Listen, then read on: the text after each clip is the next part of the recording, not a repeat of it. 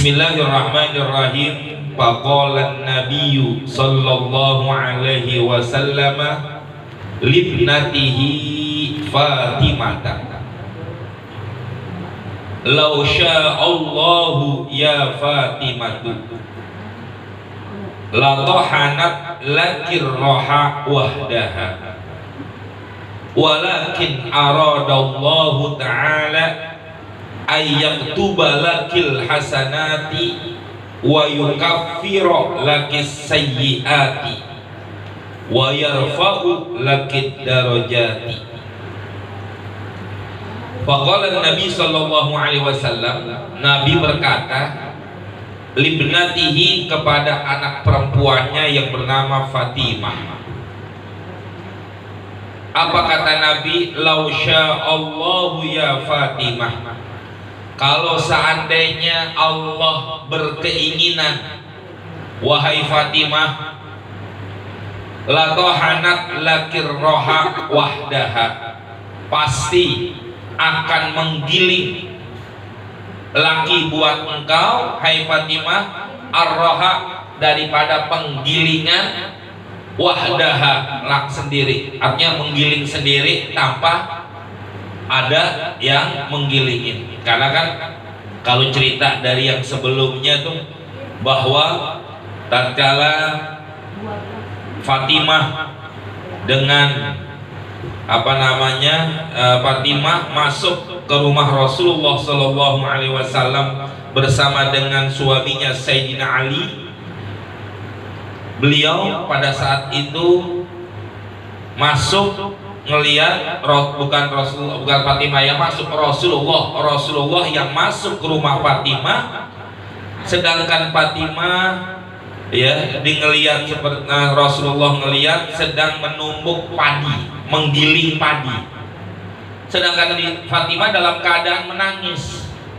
Jadi Rasulullah masuk ke rumah putrinya Fatimah lagi giling padi, Fatimahnya dalam keadaan menangis. Maka Rasulullah pada saat itu bertanya, "Apa yang menyebabkan engkau menangis, wahai putriku?" Ya, apa jawaban Fatimah pada saat itu? Jawaban Fatimah, "Wahai bapakku, aku menangis karena beratnya daripada batu untuk menggiling padi tadi. Yang kedua, bukan hanya menggiling doang, kerjaan saya ngurusin rumah tangga juga. Ya, udah ngepel, nyapu, nyiapin makanan, masak, ngurusin anak, semuanya." Ya, kalau bahasa kita ini Fatimah dalam keadaan mengeluh kepada bapaknya sehingga dia menangis. Lantas kembali ke sini, Rasulullah mengatakan kalau seandainya Allah berkehendak, wahai Fatimah, pasti akan menggiling. Ya, penggilingan itu sendiri, artinya tanpa engkau giling dia bisa juga giling buat engkau, hai Fatimah. Kalau Allah berkehendak bisa aja tuh penggilingannya giling. Kalau kayak kita mesin cuci, Bu, tinggal pencet doang udah, kan nggak pakai nyuci lagi kan ibu-ibu? Nyuci nggak? Tinggal masukin ke mesin cuci doang, masuk kering, keluar demek. Nggak kering banget, Bu, demek. Namanya kalau kering langsung dicuci, langsung ditiriskan. Ya, kan kayak begitu kan? Nggak pakai susah-susah lagi sekarang. Nah, kalau seandainya kata Rasulullah, kalau seandainya Allah berkehendak, itu penggilingan padi, gandum akan menggiling sendiri buat engkau, hai Fatimah.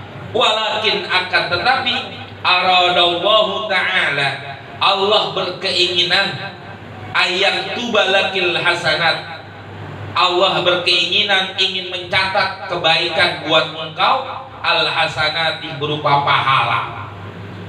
Jadi dengan sebab pekerjaan yang dilakukan oleh seorang istri itu mendapatkan pahala. Jadi ibu masak dapat pahala, ibu nyuci dapat pahala, ibu nyapu dapat pahala. Semua pekerjaan rumah dikerjakan dengan cara ikhlas, semuanya dapat pahala.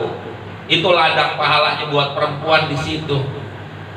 Bukan hanya dapat pahala, wa yukaffiru lakil hasayyiati, dan Allah gugurkan buat engkau segala kesalahan-kesalahannya. Ya, pahala dapat, dosa diampunin oleh Allah Subhanahu wa taala gara-gara nyuci sendiri. Makanya jangan pakai mesin cuci besok Bu, pakai penggelesak kalau mau pahalanya gedean Ibu ya. Dan mesin cuci gimana? Mesin cucinya jual aja udah buat beli penggelesak. Mau Bu? Enggak juga. Capek gue kan. Tapi inilah yang dikatakan bahwa begitu mudahnya seorang istri dapat pahala kalau dia kerjakan segala urusannya. Bukan hanya dapat pahala, bukan hanya diampunin dosanya. Yang ketiga, wa yarfa'u lakid darajati, dan Allah angkat buat engkau daripada derajat-derajatmu, kedudukan di sisi Allah.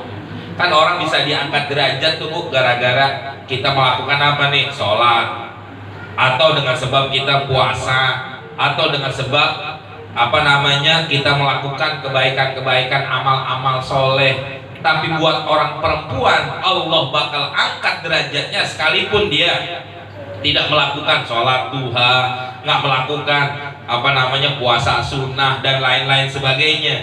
Dengan sebab dia mengerjakan pekerjaan rumah aja, itu perempuan sudah dapat naik derajatnya di sisi Allah Subhanahu wa taala. Yang penting ikhlas, jangan ngeluh, ya Allah pagi udah ngurusin rumah capek nggak bisa istirahat, malam dipakai juga begitu.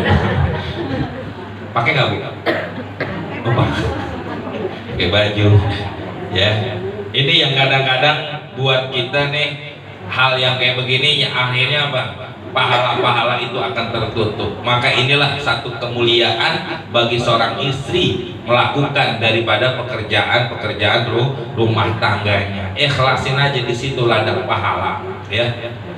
Wa ya Fatimah, kata Rasulullah, wahai Fatimah, ayyuma mra'atin, perempuan istri yang mana saja, tohanat li zaujiha, betul ya, tohanat ya, menggiling, artinya menggiling daripada beras. Kalau kita nih mungkin Bu masakin kalau begitu ya. Li zaujiha, buat suaminya, wa auladiha, dan begitu juga buat anak-anaknya. Illa, kecuali, kalau sekarang nggak pakai digiling Bu, mungkin kita pakai dicuci tuh beras ya. Ada seorang istri menggiling atau mempersiapkan makanan buat suami dan anak-anaknya, kecuali illa kataballahu laha, Allah akan catat buat itu perempuan bikulli habbatin, setiap satu biji, minal qamhi, daripada gandum. Kalau kita ini beras, setiap satu mata beras, satu mata apa namanya, satu butir daripada beras. Ibu masak berapa butir Bu? Nggak dihitung lah ya. Makanya kalau makan nasi di warteg aja nggak dihitung, nggak dihitung apanya, lauknya doang, berapa tuh ikan dihitung. Kalau berasnya nggak dihitung. Tapi di sini kemuliaannya satu biji aja atau satu butir aja daripada beras, itu Allah catat hasanatan, satu kebaikan. Masya Allah, makanya makan masuk Bu, banyak-banyakin aja udah. Mau habis mau kagak, kenapa gue biar pahala banyak gitu. Kata lakinya, biasanya beras sebulan cukup, ini kok baru seminggu. Pantesan beras habis mulu, dimasak banyak-banyak. Ya kenapa? Pengen dapat pahala. Ya nggak begitu juga kali ya. Wa maha anha sayyi'atan, dan Allah hapuskan dari satu butir itu kesalahan. Wa rafa'a laha darajatan, dan Allah angkat ya buat satu butir itu satu derajat. Ini kemuliaannya ibu-ibu. Masya Allah. Orang laki nggak dapat yang begini nih Bu. Itu khusus kalau nggak, kalau orang laki masak, ya orang laki ikut masakin, ngurusin atau apa, dapat pahalanya enggak? Memang itu kewajiban seorang suami. Tapi kalau istri itu bukan pekerjaan istri, bukan kewajiban seorang istri kayak begitu. Jadi manakala seorang istri masak dan lain sebagainya buat anak, buat suaminya, itu ladang pahala. Kalau suami masak nggak dapat pahalanya Bu. Makanya kalau suami masak, ibu jangan kasih, pahala gue lu ambil, begitu. Ada yang begitu nggak kayak gitu? Nggak ada Bu. Tumben, pantesan Bu banjir kemarin, belum masak sih. Ibu ya, itu harusnya disitulah ladang. Anak bukan kewajiban seorang istri melakukan hal-hal pekerjaan-pekerjaan di situ. Tapi kalau dia kerjakan dengan cara ikhlas, Allah berikan kemuliaan-kemuliaan kayak tadi. Masya Allah. Wa ya Fatimah, wahai Fatimah, ayyuma mra'atin, seorang istri yang mana saja araqat, ya, berkeringat, inda tahiniha, tatkala dia menggiling daripada berasnya, li zaujiha, buat suaminya. Ya, orang kerja begitu kan bukan kayak orang masak, pasti keringetan, gerah. Nah, kalau ada seorang istri dia berkeringat karena mempersiapkan makanan buat suaminya, illa kecuali ja'alallahu bainaha wa bainan nari sab'a khonadiqa, Allah jadikan antara seorang perempuan tadi wa bainan nari, dan di antara api neraka, sab'a khonadiqa, 7 khodak. Ya, jauhnya sebegitu jauh yang Allah berikan kemuliaannya bagi seorang istri yang masak sampai keringetan. Makanya kalau ada istri yang nggak pernah masak, rugi bu. Kenapa? Beli mulu sih dia. Atau punya pembantu, jadi istrinya nggak dijauhin daripada api neraka. Kalau punya pembantu, bu, pecat-pecatin aja udah. Kenapa? Karena gue pengen dapat selamat daripada api neraka, kan begitu. Hah? Iya. Artinya inilah, artinya kan saya bilang tadi, perempuan itu bukan pekerjaannya, bukan kewajiban seorang istri masak dan lain sebagainya. Tapi kalau dia mengerjakan yang begitu, udah dapat begitu besar pahalanya. Berikutnya lagi, ya Fatimah, wahai Fatimah, ayyuma mra'atin, istri yang mana saja, dahanat ru'usa auladiha, memakaikan minyak di rambut, ya, memakaikan minyak di rambut kepala anak-anaknya, wasarrohathum, dan nyisirinnya, maksudnya udah pakai minyak, pakaiin, habis itu disisirin, wasarrohathum, dan nyisirin maksudnya, wa ghasalat thiyabahum, dan perempuan istri tersebut menyucikan pakaian-pakaian anaknya, rambutnya dipakai minyak, ya, habis itu disisirin, bajunya yang kotor dicuciin.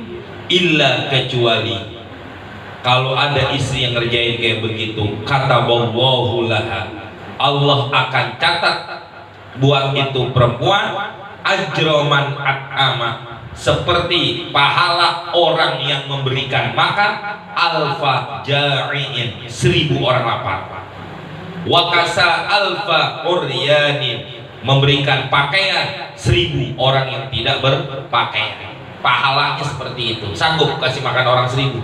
Berapa duit bu?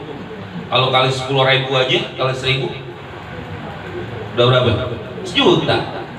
Ya, kalau 10.000, ada kan tuh warteg Padang yang 10.000, serba 10.000 begitu ya. Masih ada kan? Masih ada kan? Kalau taruh 1000 aja kan, susah bu, berat. Ya, tapi kalau orang udah perempuan masakin, ya mencucikan pakaian dan ngurusin itu anak-anaknya, itu juga bukan kewajiban istri sebenarnya. Tapi kalau dia kerjakan itu semua, mendapatkan pahala kayak tadi, memberikan makan 1000 orang, memberikan pakaian 1000 orang yang tidak berpakaian. Nggak sanggup kita, tapi itu pahala yang Allah berikan bagi seorang istri. Jadi enak jadi perempuan bu ya. Kalau lihat kayak begini enak jadi perempuan bu. Laki nggak dapat di sini bu. Ya, orang laki ngurusin anaknya. Makanya kalau ada lakinya ngurusin anakmu, jangan kasih, udah ini urusan gue. Lu nyari duit aja sono. Kata gitu aja udah lakinya. Ya kenapa? Karena biar dapat ladang pahala begitu banyak. Berikutnya lagi, ya Fatimah ayyuma mra'atin, istri yang mana saja yang mana'at hajata ziraniha, ya, illa mana'ahallahu ta'ala an syurbi min haudil kautsar yaumal qiyamah. Wahai Fatimah, kata Rasulullah, ayyuma mra'atin, istri yang mana saja mana'at, yang mencegah artinya nggak memberikan hajat jironiha, kebutuhan hajat tetangganya minta garam nggak dikasih. Kalau sekarang nggak ada Bu. Kalau dulu ya, kalau orang-orang dulu tuh Bu, kurang garam nggak lari ke warung, lari ke tetangga, minta garam dong dikit tuh. Orang dulu. Iya, kadang-kadang makanya ada 3 hal yang nggak boleh kita tolak Bu kalau orang minta. Pertama, orang minta garam, itu nggak boleh kita tolak. Yang kedua, orang minta api, itu nggak boleh kita tolak. Yang ketiga, air. Ada 3 benda itu orang minta sama kita nggak boleh kita tolak kalau kita punya. Garam, air, api. Ya, karena memang semua itu ada, Allah berikan buat kita. Memang sekarang Bu air pakai listrik, kalau orang dulu kan tinggal nimba doang. Tapi di situ yang dikatakan begitu besar kemuliaannya. Saya baca di dalam satu kitab dikatakan bahwa itu hakul jiwa, hakul jiron, haknya tetangga. Nggak boleh kita tolak, nggak boleh kita menghalangi untuk mereka mendapatkan daripada haknya mereka berupa air, garam ataupun api. Makanya manakala ada seorang istri yang mencegah memberikan hajat tetangganya, illa kecuali ini yang disebut dengan hakul jiwar, haknya tetangga. Tetangga itu nanti ada 3 macam Bu. Ada hak tetangga itu dibagi-bagi. Ada hak tetangga cuma 1. Ada hak tetangganya itu 2. Ada dia punya hak tetangga 3. Ya, jadi hak tetangga ada 1. Mana? Kalau kita punya tetangga orang kafir, itu hakul jiwar, hak tetangga. Dia orang kafir, manakala dia sakit kita tengokin, harus. Ya, kalau ada tetangga kita orang kafir, dia punya hajat, bantuin. Haknya tuh gitu doang udah, haknya dia cuma 1. Makanya dosa kalau ada tetangga kita orang kafir tapi dia punya hajat kita nggak kasih. Cuman kalau dalam urusan manusia, kalau urusan agama beda Bu. Ntar kalau orang kafir kan tetangga kita, dia lagi Natalan, terus kita ikutin, nggak boleh, haram. Itu namanya haknya tetangga. Manakala dia orang kafir. Ada yang kedua, hak tetangga juga, dan juga dia orang muslim. Jadi 2 tuh haknya, hak tetangga, hak orang muslim. Kebetulan tetangga kita orang muslim, nah haknya 2, hak tetangga, bantu dia, jangan pernah enggak. Apalagi dia orang muslim, kasih kalau punya sesuatu apapun, kebutuhan kita bantuin dia. Apalagi yang berkaitan dengan urusan agama, kasih. Ada yang ketiga macam tetangga, udah hak tetangga, muslim, keluarga lagi. Ya, masih satu rahim. Ya. Kayak saya nih begini kan, ini namanya tetangga. Udah tetangga, muslim, saudara, itu haknya yang paling besar, yang wajib kita dahulukan. Ya, hak tetangga dapat, hak muslim dapat, hak saudara, keluarga dapat. Itu yang wajib kita utamakan. Artinya apa? Bahwa kalau kita punya rezeki lebih, kita punya apa-apa, yang kita bagi harus tetangga dulu. Apalagi dia udah muslim, apalagi dia keluarga, ini yang nggak boleh kita tinggalin. Sekarang begini Bu, ada saudara kita tapi jauh, ada tetangga kita, apalagi saudara dekat, ini dulu yang diutamakan, jangan yang jauh dulu. Nah, termasuk ini seorang istri, kata Rasulullah, manakala ada seorang istri tidak memberikan hajat kebutuhan tetangganya, illa kecuali. Maka kalau ada tetangga minta bantuan apapun kita bantu, jangan nggak kita peduliin siapapun mereka, ya sejahat apapun dia mau nolong kita apa enggak terserah, itu urusan dia sama Allah. Tapi kalau buat kita nih yang tahu ilmunya, yang ngaji kayak begini, jangan disamakan dengan mereka yang tidak ngaji. Manakala ada seorang istri tidak memberikan hajat tetangganya, illa kecuali mana ahallahu ta'ala, Allah akan cegah daripada perempuan tersebut anisyurbi, meminum min haudil kautsari, daripada telaga al-kautsar yaumal kiamati, nanti di hari kiamat. Telaga kautsar itu adanya di dalam surganya Allah. Orang sekali minum itu telaga nggak bakal kehausan selama-lamanya. Nah, perempuan yang nggak memberikan hajat bantuan kepada tetangganya, Allah nggak kasih kayak begitu. Ya, makanya ada kan kalau Rasulullah bilang haknya tetangga nih Bu, Kalau kita masak kan otomatis yang mencium bau harumnya masakan kita siapa? Tetangga kita. Makanya kalau kita masak, kata Rasulullah apa? Kalau kita masak kita bagi, itu wajib tetangga kita. Makanya kata Nabi kalau masak banyakin airnya, maka bagi aja airnya, kita si dagingnya begitu udah. Masak sop nih, bagi aja airnya udah. Kitanya jangan kasih isi-isinya, rugi habis. Kan kata Nabi banyakin, kasih aja airnya udah. Kok airnya doang, kata Nabi banyakin air, bagi airnya doang.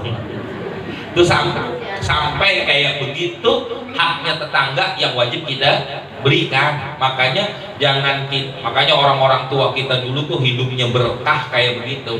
Nggak pernah orang-orang tua kita tuh melupakan daripada haknya tetangga. Dia punya makanan, punya banyak, dia bagi dan lain sebagainya. Kenapa? Karena memang itu adalah sesuatu daripada kemuliaannya orang-orang yang memberikan bantuan kepada tetangga. Sekarang boro-boro tetangga, ya, dan sebagainya. Nggak ada yang ngasih info, jarang.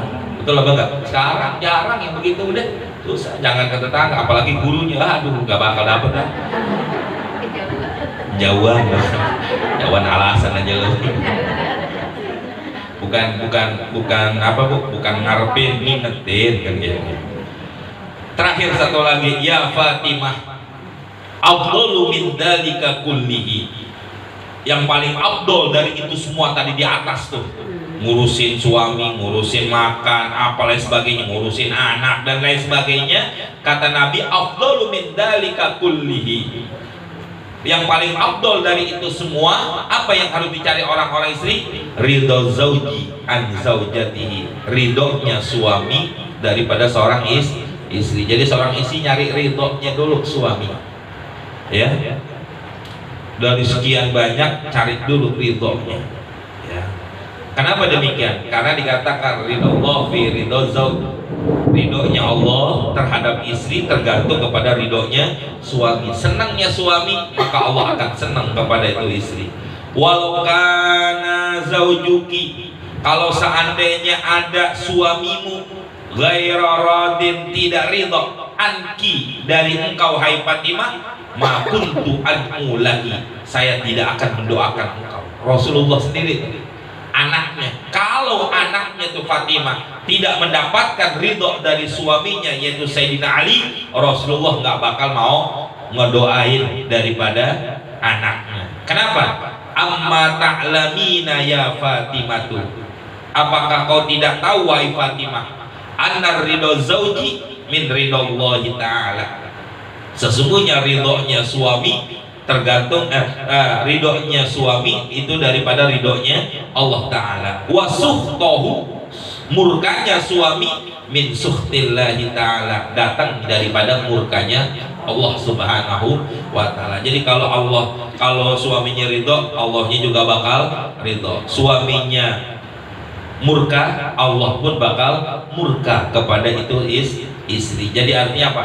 Cari dulu kesenangan daripada suaminya. Cari bagaimana caranya supaya seorang istri itu dapat memberikan kesenangan kepada suami, biar nanti Allah yang nyenengin kita. Sekalipun seorang suami tidak memberikan kesenangan kepada istri, yang penting istri dulu nyenangin suaminya. Walaupun tuh suami nggak memberikan kesenangan kepada istrinya, nanti Allah yang bakal memberikan kesenangan kepada itu. Karena apa? Kayak istrinya Firaun. Siapa istrinya Firaun? Asia. Itu bagaimana tidak ininya, kafirnya itu Firaun, tapi karena dia memberikan kesenangan kepada suaminya, Allah yang menjaga Asia dari berbagai macam fitnah dan lain sebagainya. Sekalipun suaminya orang kafir, tidak ngurusin Asia, tapi Asia tunduk, patuh, taat kepada suaminya, maka Allah yang memberikan kesenangan kepada Asia. Itulah ya salah satu yang paling utama yang wajib dikerjakan oleh seorang istri, yaitu apa? Nyari ridhonya suami. Apa aja cari ridhonya. Apa yang tahu kan semuanya masing-masing pasangannya. Ibu punya suami, yang tahu suami ibu ya ibu. Gimana nih senangnya suami? Oh, suami saya senang diginiin, dipulung aja udah. Kue emang apa?